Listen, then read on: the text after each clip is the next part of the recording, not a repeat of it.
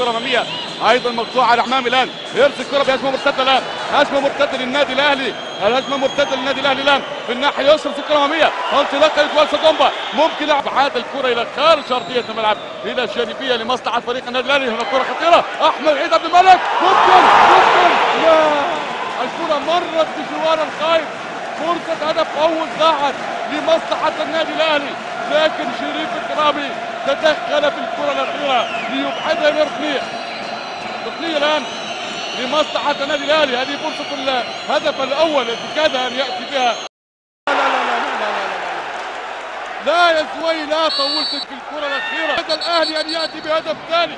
الزوي أخطأ في حساب الكرة وأخطأ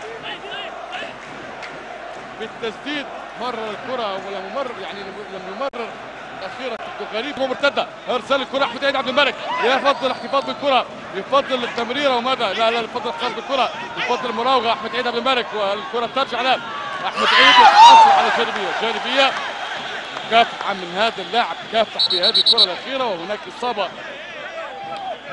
للاعب احمد عيد عبد الملك، تدخل كان قوي. حكم اللقاء ماذا يشير؟ حكم اللقاء يطلب التادية، وإصابة وألم ووجاع أيضا تصاحب اللاعب أحمد عيد عبد الملك في تشكيل فريق النادي الأهلي. وتاريخ أخبار جدابيا كرمت أو اختارت اللاعب سادومبا في هذا اللقاء. بعد لحظات عبد الله الخفيفي بإجراء اللقاءات داخل أرضية الملعب. فإلى هناك هداية بن عمار يحييكم، نلتقي بعون الله تعالى في قادم المباريات وفي قادم الانتصارات بعون الله. السلام عليكم ورحمة الله.